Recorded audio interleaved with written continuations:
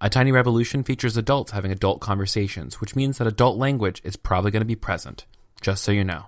Hey friends, Kevin here. Before we begin this podcast, I wanted to share with you something really, really cool. Here's a sneak peek at my friend's new podcast, Kaleidoscope. Kaleidoscope is a podcast about identity, faith, and social engagement in these dangerous times, and it's going to feature conversations with some really incredible people. Here's the season 1 trailer. Welcome to Kaleidoscope. I'm your host, Deborah Jian Lee. So I'm the only brown guy at this white Christian party, and this drunk guy stumbles towards me. He looks at the beanie I'm wearing, and he says, "Why don't you take that hat off? You look like a terrorist." He very calmly took the Bible and then tapped on it and showed me the verses that, spoke to women shall have no authority over men in the church. You know, when you are in such a sad, lonely place and you ask your deepest, darkest questions. I'm black, I'm a lesbian, and a Christian. Is there a church for me? I've been reporting on the margins of faith for years. All right, I'm just going to test the sound. And on this podcast, I'll explore questions of identity, existence, and social engagement. So I thought we could just start by talking about the faith of your youth. I'll be hosting conversations with people from across the spectrum of belief and non-belief, and we'll travel to the moments that taught them how to engage life and the world in fulfilling ways. I was like, all right, I'm going to go out and I'm going to go to a queer bar as a queer person, and I'm just going to try it on and see how it feels. You realize that you were contributing essentially to white supremacy. It causes you to really second guess what you're giving your life to. Join me and my guests as we expand the conversation about how we can be more fully ourselves. So it did feel kind of weird that my first tattoo wasn't a Christian tattoo, but then I have this big gay tattoo. More fully awake. It's hard. It's hard to tell the truth, but it has never seemed more urgent than it does right now. And more fully engaged in this new era. We need to be actually challenging the policies that are hurting the marginalized. You'll feel all the feels. My heart's going like a rabbit. And see the constantly changing pattern of existence. There's still so many things that are hard, but now I feel fantastic. So subscribe today and take a look into the kaleidoscope. Let the world see you. When they do, they'll never be the same. You can find Kaleidoscope across social media at KScopePod. That's KScopePod. And at kscopepod.com. And on top of that, you can go back and listen to a really great interview I had with Deborah Jian Lee on A Tiny Revolution on episode 12 called The Beautiful Burden. So yeah, go subscribe to Kaleidoscope in the Apple Podcast Store, leave it a rating, share it with your friends. This is going to be a really good one, you guys. Okay, here's the show this week.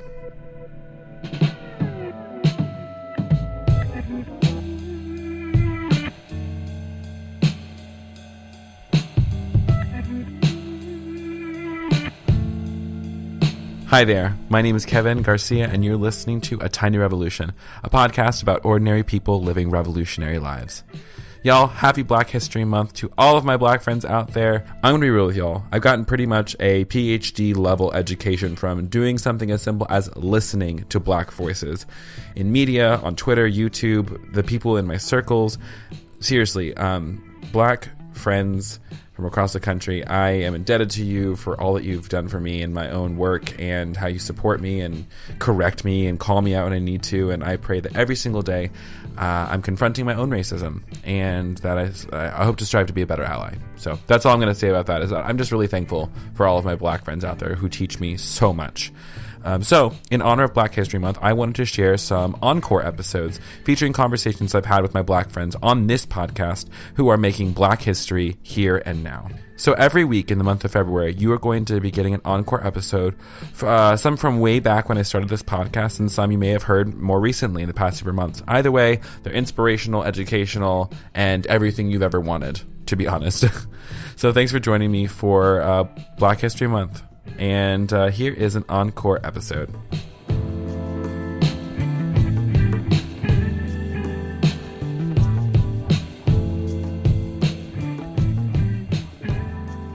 I am excited about today's conversation, so let me introduce my friend, the wonderful Crystal Cheatham, to you. You may remember Crystal as the creator of the Identity Kit for queer Christian youth, Follow the Red Balloon campaign or the queer Christian folk singer that passed through your town once upon a time like a million years ago. She is also the gal around town writing queer faith articles for Philadelphia gay newspaper, The Huffington Post, the New Civil Rights Movement, and other online publications. In all of her writing, singing, and performing, she's been candid about her time growing up in a fundamentalist church and how confusing it was to come out and deal with the whole clusterfuck that is second puberty, being a black woman in America, and a lesbian, all while documenting this journey through music, her podcast, Lord Have Mercy, videos, articles, and the like. Most recently, Crystal successfully completed her Indiegogo campaign for something called the Our Bible app, a Bible app that is specifically designed and created for the spiritual other, LGBTQ folks, people of color, women, etc., etc. And we'll get all of that extensively in this conversation, as well as share with her story. So, y'all, I feel like in this conversation, I met kind of like my soul sister. She's an amazing, amazing person, and I'm excited to share this with you. So go ahead, grab yourself something to drink, or your friend, or grab something. Grab the table in front of you, grab hold of the spirit, y'all, and enjoy this conversation with my new soul sibling, Crystal Cheatham.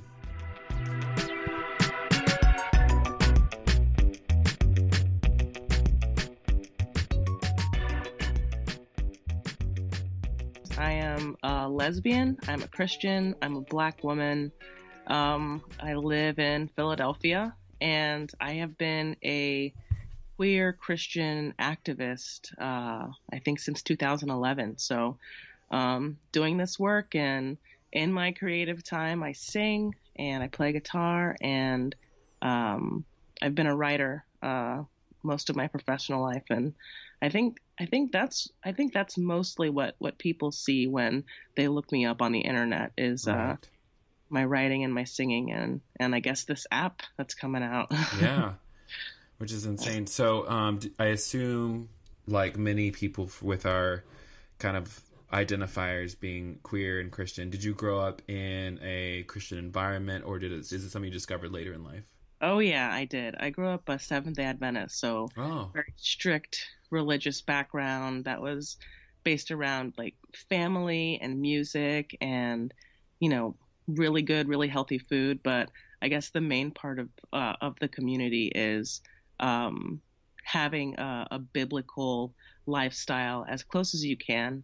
And so just growing up in that fundamentalist space where we, you know, went to church on Saturday and we kept the Sabbath and we kept kosher and, you know, all of that, it instilled in me a huge faith in God and I think a moral compass that is aligned with most Christians. But also it didn't quite allow me to experience or understand my identity to its full potential. So, you know, eventually I just had to segue out of that space and figure out who I was. Right. I'm sure that was like along the lines of your coming to terms with your sexuality, along with your religious background. I'm sure, like many of us, it was kind of a tumultuous transition. Yeah, you know, I don't think any of us get off scot-free. Right. There's always a price and a penalty to pay, but once you find your people, you can definitely figure out where you belong and what you believe and how you're going to conduct your life. And I think I definitely went through the growing pains of like that second puberty of trying to figure out who I was in God's eyes and in my parents' eyes and who I thought I was and who my friends were and what I worshiped or who I worshiped. And it was tough. But I did find a couple organizations that really helped me out a lot, like the Attic Youth Center here in Philadelphia, the William Wake Community Center, which is Philly's LGBT center, and Soul Force as well. I worked with, right? And I think lastly was my master's program in California. Antioch has a MFA program where, like, I think 2/3 of the student body were all queer in some way. That sounds beautiful. Yeah, so it was like I came right out of college, and I had recently come out. And so jumping from like I went to a Seventh-day Adventist school in Michigan. So leaving Michigan and going to California, leaving like I go to church every Saturday to California where it's like, and this is another, poetry reading, and this is music, and, this is like what a party's like. I mean, it totally blew my mind, but I also found my people there, and coming to Philadelphia, also found my people here. So, yeah, we all do it. Oh, absolutely. I think like it was the same thing for me. Like my transition was from being in missionary world, like evangelical missionary world. Yeah. And then, along the lines of my coming out was like I moved to Atlanta, and I fell like directly into a community of queer Christians because there's like a pretty active queer Christian community here in Atlanta. Yeah. And so I had in the way of people, I found them immediately, but in the way of how I related to church and my faith, it was like almost different because like I could not find a space where I was allowed to participate in the ways that I had been used to, which is like I was a worship leader, and I was on the prayer team, and I was someone who kind of had it's very interesting how like people will learn one detail about you, and then your entire testimony is then like invalidated because you happen to be a queer person. And that's so nuts to me. That's exactly how I felt. And I was a music leader, so I was on stage, and I thought that when I left undergrad, I would start a music ministry for youth because those are the people that I worked with. And then to have that just like co-opted, basically, this other version of me that they, didn't like, it was just so freaking weird, and it broke my heart. And, to this day, I still have problems with the Adventist church, but I'm glad that I was able to separate church life from spirituality. So spirituality, and I know that's not easy for a lot of people, which is one of the reasons why I think building this app is so important, because we all need support, and it's not always within arm's reach in our communities, in our churches, with our pastors, and being able to access church on a phone and kind of go through that devotional therapy is I think is going to repair so much of our community that has needed this for a while. Yeah, I think like that's like the one thing I was so excited to hear as well was like it wasn't just going to be like, oh, you have access to the Bible because like you can go to any Bible app with that, but that's something I found a lot too, is just like all these different apps out there, devotional apps that were built with not us in mind, like people who have experienced a lot of hurt from the church, a lot of kind of like spiritual trauma or abuse, like knowing that you can like open up something like a devotional and wonder whether or not you're going to get like re-triggered or re-traumatized by something.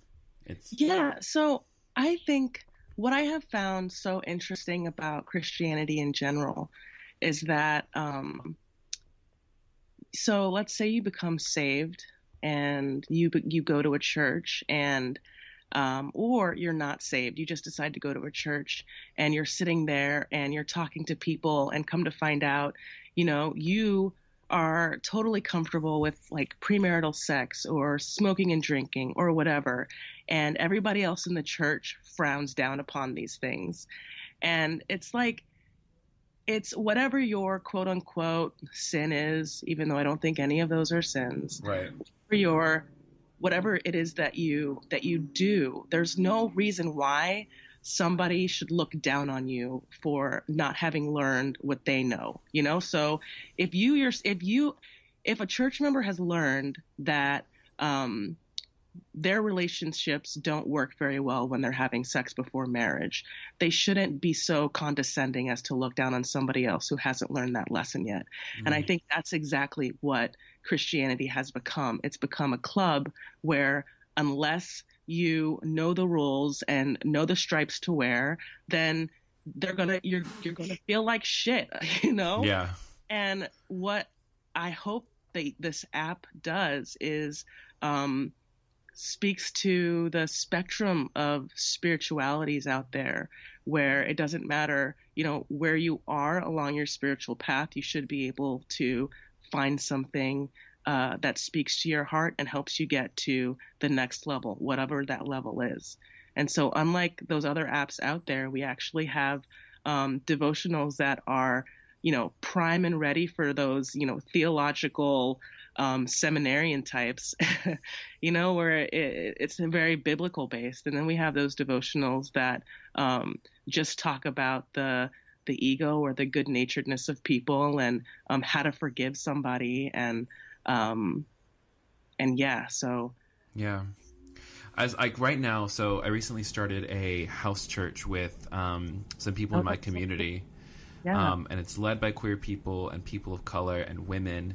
And we have so many different types of people. And I think what I keep finding is that the person who comes to our meetings are people who are like exactly what you were talking about. People who grew up in the church, who have a love for, for Jesus. But then, because of this one thing, because we believe or think differently. Yeah. It's they don't quite feel comfortable with people. I totally agree, and it shouldn't be that, So the app is launching on October 11th, which is National Coming Out Day. Yeah, I'm excited, and we chose that day not because this app is just for LGBTQ people, but because we believe that church is the first place that people should come out and not the last. When you find out something as big as, what your orientation is or your gender presentation is, what you want to do is share it with the people who share your heart, who you share your heart with. Right, and, right. For me, especially growing up in a church, I wish that when I had come out to my church, they embraced me and they said, oh my goodness, this is great. Or if they had a problem with it, that they embraced me and said, hey, let's talk about this, instead of just the shunning and the, all of a sudden I'm not included. And it's just bullshit, man. It's bullshit. So National Coming Out Day is when we're doing it. And we're super excited. So excited. Yeah, and I'm excited. I'm also so glad that we're having this conversation now so I can get this up by Monday so we can let all the people know. Yeah. And I know like the same thing for me, like as I was struggling to talk about this stuff, like it was so strange to me that like for so long my church was a safe place to talk about things like depression or we're a safe place to talk about racial identity. But then as soon as like I crossed this line into thinking differently about sexuality and gender, my church put the guardrails up and said, nope, you got to walk the straight and narrow when it comes to this question. Yeah. Isn't it so weird? Because it's like you can talk to us about anything, but because of this thing about purity culture and how we view sex in the body and how we're really not allowed to talk about it ever, now that somebody is expressing something to me about their sexuality, I get freaked out. Mm-hmm. Like to me it just seems like it's a lot of fear, but I'm really sorry that happened to you. Yeah, it happened a while ago, and that's why we're in therapy for it.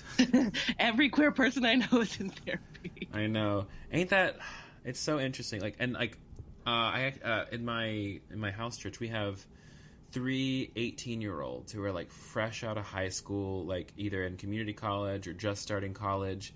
But they all went to like a big mega church here in Atlanta and grew up in a mega church environment. And it's so interesting to me that they've gone from this huge, big programmatic place, but because like their story was not able to be held, like they're now finding Jesus in a living room with a bunch of other misfits and, sharing the bread and the cup with, it's amazing. It's beautiful and amazing to me that just like one place that has so many resources still could not feed somebody. And like, what makes me so excited is that like this app is going to be one of those things that starts to feed people again. Because I know so many LGBTQ people and like post-church people who still want to be connected with their faith, but they can't because like walking into a church building is so freaking hard for them. Yeah, and what I'm finding is that I know everybody makes fun of millennials, but I'm a millennial, so here we go. The world that I live in. But we are more and more curious about spirituality than we ever have been before. You know, we're not institutional kind of people. We don't love institutions. We are entrepreneurs, and you know, we're so independent. And it's really interesting that when it comes to religion, I think so many of us can take religion and separate it from spirituality and really start to figure out what that thing is. You know, I forget where I was going with this, but well, for you, can I play off of that? Is like, you know, for you, is there a difference between like religion and spirituality for you, or is it kind of a mixture of both? But how would you define like religion and spirituality for yourself? Yeah, so I guess when I think about religion, I think about the traditions and maybe even liturgy that come along with having a church body and a community and a family. And when you have that church body and that family, what you really have is a common mindset. Whereas with spirituality, you have all the feelings and you can have that community, but you don't all have to believe the same exact thing. And right now I'm going to a non-denominational church, and I really appreciate that everybody gathers in a room and we can sing and praise God. And when the preacher gives a message, he or she or they can express what they have.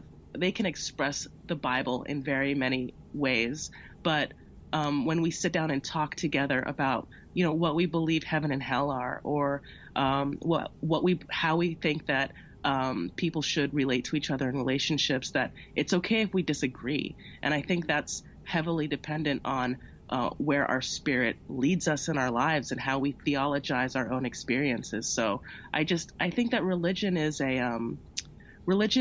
kind of like an exoskeleton for the very flowy and sensitive and beautiful thing that is spirituality. And we can't ever let the religion, the exoskeleton, become the whole thing, because the living organism is actually spirituality. Yes. And like what I think is so interesting is like the scriptures, especially the Bible, refer to the Holy Spirit like in terms of water, in terms of something that's flowing and moving. And like, you know, the reason the Dead Sea is dead is because it's not moving, you know? Yeah. And so I think it's very interesting, like, yeah, right? And so like, many ways to think about it, because water takes on the shape of the vessel. Yeah. You know, and water changes things. Water has the power to carve through mountains, and you know, that's the imagery is incredible. Yeah. And I think there's also like water, and then like how even I think it's like the Irish mystics would say that like rather than like a dove, the Holy Spirit is like a wild goose. And so just like, because the wild goose follows the wind, you know, it goes where it wants to. And it's just like, there's like so much, like, and I just resonate so much with that idea that so many times people will take like the tradition and make that the central focus of a faith, rather than allowing yourself to experience something new, and allow you to like fold it into you, like even if it's not a strictly Christian experience. But like, I know that there's been moments where I have been singing with a choir, for example, when I was in college, and we got to perform with Eric Whitaker. And Eric Whitaker is a self-proclaimed non-religious person, but like performing his music in mass with a symphony, like that is a spiritual experience where like I brushed up against the divine. And there's so many moments like that where I think like you're right, like millennials and just like our generation of spiritual people are beginning to look at everything in such a broader spectrum of understanding. It's like, oh, yeah, we thought we knew, but we really don't have any idea. I know. I think we used to be so terrified, or at least our parents were, maybe when we were younger, about seeing the topic or the discussion of God and religion and spirituality being discussed in popular culture. But now I see all of these shows coming out. Like there's Preacher, there on I think FX. There's the Young Pope, which is on HBO. Mm-hmm. There's another one that's like The Good Place. Yeah. Kristen Bell in it. All of these things discussing, what life and death and the afterlife, which is really interesting. I wanted to say, when you were talking just about like the church itself, and breaking rules in general, some people enjoying the tradition more than the meat of the service. Mm-hmm. As a Seventh-day Adventist, we had to go to church on Saturday, and I say had because we really didn't have a choice.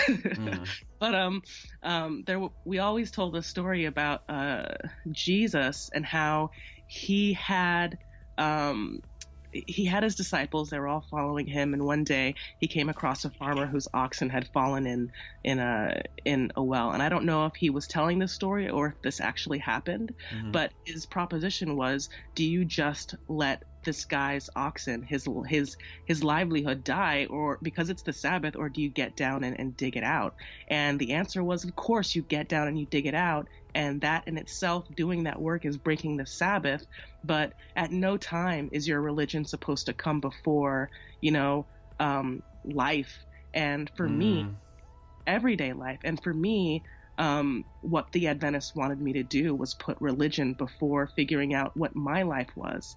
I can honestly say that if I didn't come out and I stayed an Adventist and I got married to a man, I don't think I would be here anymore, because it's just so dreary and so counter the person that I know myself to be inside.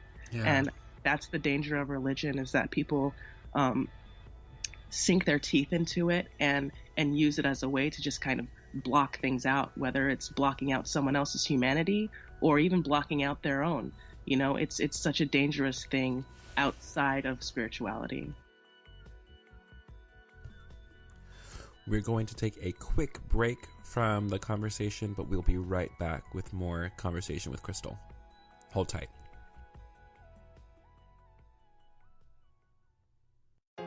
When I was in high school, I won Most Likely to Succeed. I have a master's degree from a fairly difficult school to get into. I happen to be a person who owns their home in Southern California. That's unique. I have a career. I'm a writer. I'm a speaker. I have a dog. I have a lot of friendships. My life should be incredibly fulfilling. And yet, when I look at my own life, it seems like it's not measuring up. At least not measuring up when you think about Most Likely to Succeed. So how is it exactly that I haven't succeeded? Well, I never got married, and I never had those kids. I also have a job that I like, but I don't know that it's my purpose or my sole calling. I feel like somehow I've gotten to the top of things, but it's not quite right. Something is missing. Recently, I learned a word, sonder. The realization that all of us are living different lives, but there's something more. See, there's a lust in all of us, a drive in all of us to believe that other people are living lives that are better than ours. And it doesn't take long through scrolling through Instagram or Facebook or even looking at the different things that I see people pin on Pinterest that I feel as though somehow my life doesn't equal. I called my best guy friend. My best guy friend is a character that you're going to get to know well. Don't try to be anyone other than John. Harry Connick Jr. is pretty cool, though. He challenged me to a year of figuring out exactly how it is I want to live my life. So challenge is 1.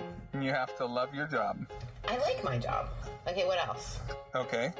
Dating. Here's the big one. You need to go on dates, good or bad. So the third thing is... My palms are literally sweating right now.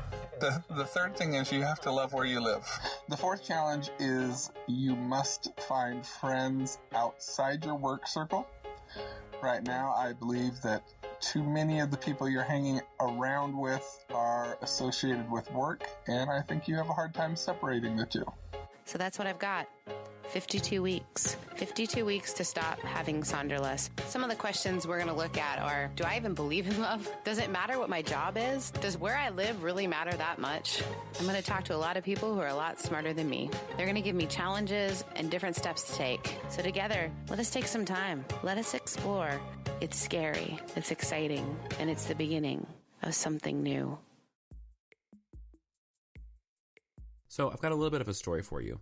Did you know that A Tiny Revolution actually started out as a conversation with someone at the Wild Goose Festival last year?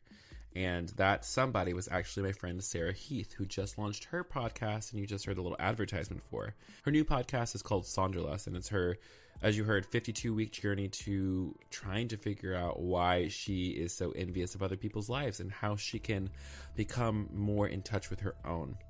You can check out that podcast at sonderlustpodcast.com. It's also over in iTunes. Go subscribe. I'm going to be on that podcast pretty soon. I'm so excited to share in that journey.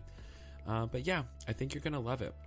Sarah has always been someone who continually tells me that I'm not dreaming big enough and to ask for the bigger blessings and really see what God can do. She's been such an encourager of this work. So I'm in the season right now where I'm starting to dream a little bit bigger to see if I can actually do the damn thing. You know what I'm saying? Over the past 2 years, we've been able to connect with so many people, thousands of people. And just to share the analytics with you real quick, it's thousands of folks across 45 different countries. And that to me is insane.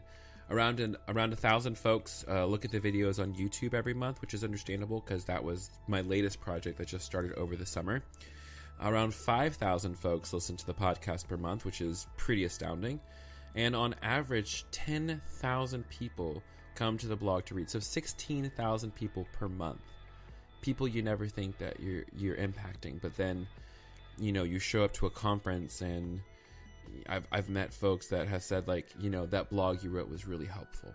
Or that podcast helped me come out to my family. Or a comment on YouTube from a kid in a small town who's holding on to hope. That reminds me why I started doing this kind of stuff. It's because there are people out there who still believe that they're alone. There's still people out there who are trying to hold fast to hope. People who are still in conservative communities, who are a part of conservative families, people who desperately need to hear a good word about who God created them to be.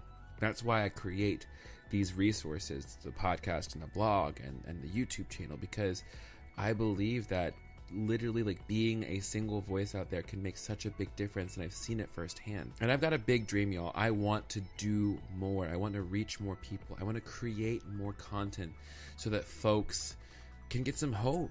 People can get resources that are going to lead them into a fearlessly authentic life that we all know we're capable of living. And so that's why this month I'm asking specifically, and I'm interrupting you in the middle of the podcast, to ask a favor of you. I'm asking for 100 of you out there to give just $7 a month to help support this work. That would help us pay for the editing of the podcast, hosting fees. It would allow me to get out from under the hours I have to serve in the restaurant just to make ends meet, which is what I'm doing. Just $7 a month. That's what I'm asking. And that's 23 cents a day. That's what you paid for your iced coffee this morning, probably. That's less than what you're going to pay for your tacos or drinks this weekend. That is a small sacrifice that is going to make a huge difference in the amount of creative work that I know we can create on a monthly basis. Just so you know what I'm planning on using that money for, not just paying my bills, although that really helps so I can, become more full-time at this, but my plan is to use that funding to get a better camera, to get a better microphone for both the podcast and for the YouTube channel, better software to create more engaging videos. Actually, I'm going to be hiring a podcast editor to produce content faster. There's an office space I want to rent out at a local church that is deeply committed to intersectional justice, which also helps them out with their mission on the local level. Guys, there's so much we can do together as a community. And additionally with those funds, I can dedicate the majority of my weeks to working on creating blogs and podcasts and YouTube videos for people who are desperately in need of empowerment. People who are in desperate need of a good word, and for resources to help them live bigger, better, brighter lives. And on top of that, there is a perk that's going to go along with this, because I know capitalism is real and we don't want to give something if we ain't getting anything, right? So If you feel like you're one of those people who want to give $7 a month to this, I've been working on writing a daily spiritual devotional that is going to incorporate prayer, meditation, Holy Scripture, and a way for you to really get grounded in your spiritual practices. And on November 1st, it's going to go live. I'm planning on having it be a continuing part of my ministry to write daily devotionals to help people get reconnected with their faith and Scripture and prayer and really reconnect with themselves. And that is also what that $7 a month is going to go to help fund, is the time it takes to write that and edit that and make sure that it is of quality. And it's going to come straight to your inbox. And there's other perks associated with being a supporter as well, including t-shirts that I just sent out to all my Patreon supporters, Skype calls, Google Hangouts, and anything else. If you're looking for something else, I'd be willing to do it for you. So, my dear friend, here's a question. Do you think that this work is important? Has any of this been a good thing for you? Because I honestly, I know that we're filling a need in the market right now for people who don't have the resources to turn to. When there's too many voices out there saying that they're not good enough, that the way they're created to be is sinful, that there's no hope.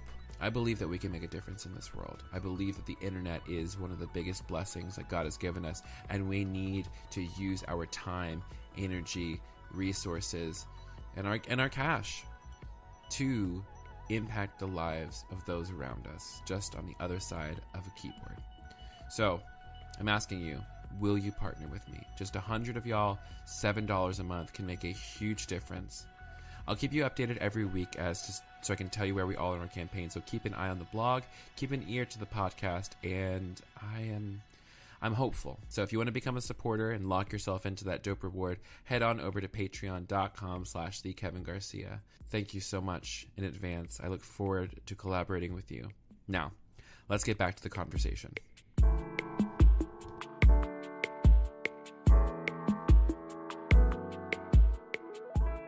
I hear you, and I relate to you so hard.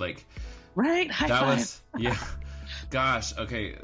So it was the same thing for me. It was I was so bought into, because the brand is a Pentecostalish evangelicalism that I was in, where women were sort of equal, but not really.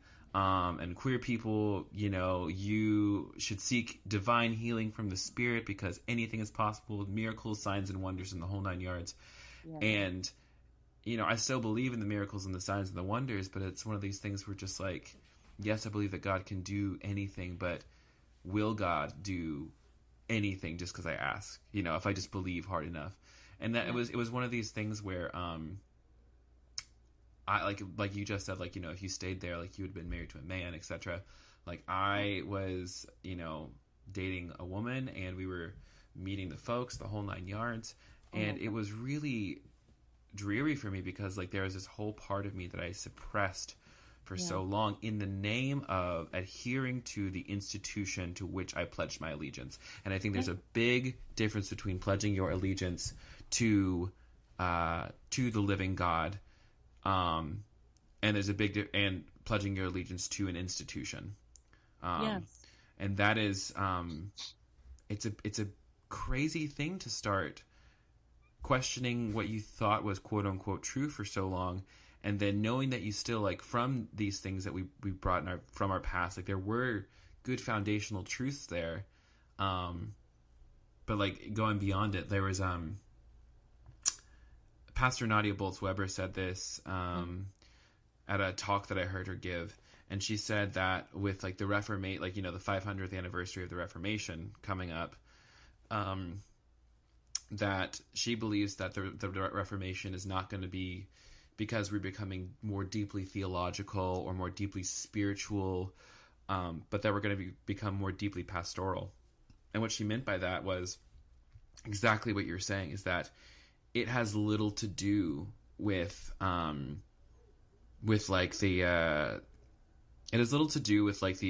rules and regulations of religion, and everything to do with what's right in front of us, what people right in front of us are needing. Because what? Sorry, go ahead. What she's saying, it touches my heart, and it makes me want to cry, because a couple years ago I was at the Gay Christian Network conference, and Broderick Greer got up to speak at the beginning. Girl, I was there. Oh, right? Jesus. It was so good. He was throwing out things about Black Lives Matter before we were ready for it. It was really good. That year was amazing. It was. And he opened up by talking about how we need to theologize our experiences, you know? And I took that because, you know, I went to school at Andrews University where they have a very prominent theological seminary. And so studying how to how to put your story, how to put it out there in a way that people could eat it up and worship with it, you know, was something that it took them years to figure out how to do. And then this idea that each of us has our own story and each of us can figure out a way to theologize it, a way to write it into the text of someone else's life was just like mind blown. And so it's like this thing is spreading. This thing is spreading. And one of the magical things about the app is that we are inviting people to submit devotionals. We're asking them to submit devotionals. Many bloggers have come forward and said, hey, I would love it if you use this material. And so far we have things across the gamut. We have things about depression and mental illness, and we have things about abortion and like badass moms, and we have things about the LGBT experience, and all of it ties back into scripture, and all of it ties back into a time and a place where somebody was touched significantly, you know, by the wing of God, by the breath of God. And I think it is kind of like we're all breaking apart in our own different spaces, but it's unifying in such a crazy way, you know, like it's the idea of this app came out of nowhere, but it excites me every single damn day. Every day I get excited about it in a new way. And I really hope that people feel that same way too. I have absolutely no doubt that this app is going to be something that's going to be instrumental in the development of a lot of people's kind of reconstruction of their faith. Because I feel like deconstruction is like such a buzzword these days about people like going through and deconstructing what they think about blah, blah, blah, blah, blah. Oh, yeah. And so many people, and like rightfully so, and people need to have that kind of like explosion of faith where everything crashes and burns. And for me, I got stuck there for about a year of just like, okay, I'm angry. I've set everything on fire. Everything is ashes now. And now what do I do? And if I would have had something where, you know, an app like where there was a devotional written for a queer person, where I could read it and say, hey, you know, like this is something in the Bible that was kind of queer, you know, like look at this relationship, or, you know, how, you know, all the different ways. Cause like now I read scripture and I go through it and I can finally see myself in the text again. And I think that's like, that is it. That's right there. That's the thing. Yeah. It's finally like, you know, that's why I believe, like, you know, I still believe the scripture is like divinely inspired, because I'm just like, I used to read this one way, and because now I have eyes to see it in a different light, like it's kind of like the gem has been turned and there's new light, new color, new nuance coming through it every single time. And the fact that like it's the text of an oppressed people, like that's what so many people like I think forget, is like the Bible was written by oppressed people, and it's been co-opted by a big fat empire. And like now we're getting to the point where we're just like, guess what? You don't own this. You don't have the monopoly. Exactly. You don't have the monopoly on Holy Scripture. You can't keep me out of this. Yeah. Even if you tried. Even if you tried, it's not going to happen. Yeah. The water of life just flows too freely. That was like when you said that thing about like Roger Gray. He was actually on my podcast like at the beginning of it, way back when. I should read really? it. Yeah. Man, he's a cool guy. Such a neat dude. But like the thing like it always stuck with me is that he said some people do theology from the purchase of power, and some people do it as like a means of survival. Yeah. Do you feel like birthing this app and like getting it together and getting all these collaborators has been not just a means of like kind of like reclaiming space for your faith, but maybe even a means of just like, this is the thing God put in you and you had to do it to survive? It's definitely that. And I'll say I have done different versions of this app ever since I came out. Even before I came out, I did a project called the Identity Kit, which was Follow the Red Balloon, which was about getting people to talk about their identities. And then it was the Identity Kit, and now it's the app. And I feel like I've failed so many times in my life and not achieved the thing that I wanted to achieve, or done some random job and thought, why did I have to do that? It was just so frustrating. It took so much time. Or it's just wasn't me. And now that I'm working on this app, it's like all of those random experiences are coming together, and I have experience to actually do this thing.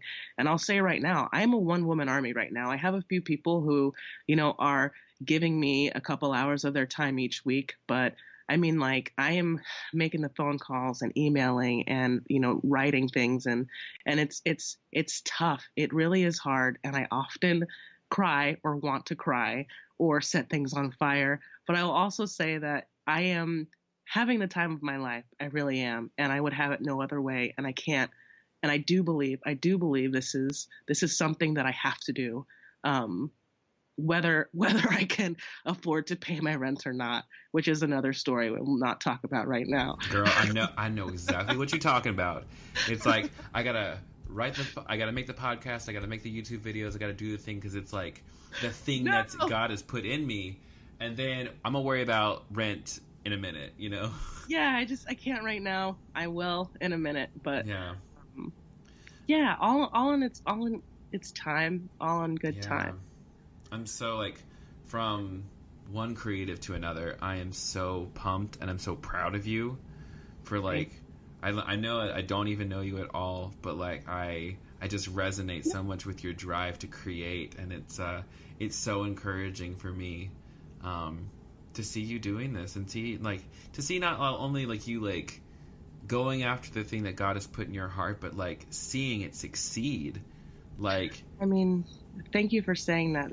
It feels really good, because I do feel that, I've met a kindred soul, through this conversation. Yeah. But I mean, your lips to God's ears that this thing doesn't flop, because I mean, me paying my rent is one thing, but affording an app is a whole other thing. Jesus, and yes.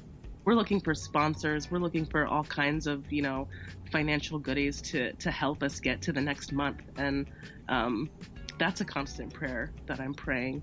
But that was my conversation with Crystal Cheatham. If you want to connect with her, you can find her on all the social media at Crystal Cheatham. That's CrystalCheatham. And also on her blog, crystalcheatham.com. Her podcast, Lord Have Mercy, can be found on the Apple Podcast app or wherever you listen to your podcasts. And the Our Bible app launches on Wednesday, October 11th. That's National Coming Out Day. And that can be found in the App Store. I can't freaking believe it. I'm so excited. You can also follow the app on social media at the Our Bible app and at ourbibleapp.com.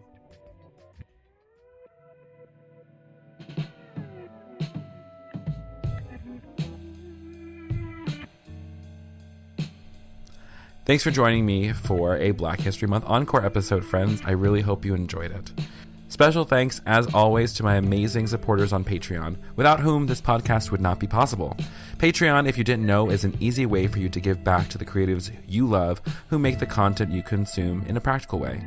It's a way for you to invest in the work and make sure that it's sustainable and that it gets better. On top of that, there are perks involved with being a sustaining partner. T-shirts and giveaways, daily devotionals, exclusive online communities, and more. So if you liked this podcast and you're the kind of person who maybe goes out to eat a couple times a week, maybe you buy your coffee instead of make your coffee at home, I bet you have a couple bucks in your back pocket that you'd be willing to give to help create content that is reaching people and helping change some lives in the process. So, if becoming a sustaining partner sounds appealing to you, which I'm sure that it does because you're such a generous human, I know you love to give. It's just part of who you are, right? Because you're a good Christian. You can go over to patreon.com/thekevingarcia and make your pledge today. On top of that, I'd be super grateful if you could leave a review for A Tiny Revolution in the iTunes store. It's super easy. You can do it on your smartphone, and it's probably the easiest way to support this podcast and help get it in front of the people who need it. Finally, I'd love to hear more from you. I'd love to connect with you over on my blog, thekevingarcia.com, where you can comment, leave suggestions, and if you have any ideas for future podcasts, go ahead and leave those in the comment section on the blog. And you can also connect with me across social media on Facebook, Twitter, and on my YouTube channel, all of which can be accessed from my site. That is all from me this week. Join me again next week for another dope conversation. Until then, go see your therapist, call your lover or your BFF, go dancing, eat something delicious, take a nap, take a walk, take a hike if you really are feeling it. Go do some yoga. I don't know. Just do something that makes you feel alive, babe, because you're worth it. Okay? That's it. Again, my name is Kevin Garcia. This has been another episode of A Tiny Revolution, and we'll talk soon, I'm sure. Bye, honey.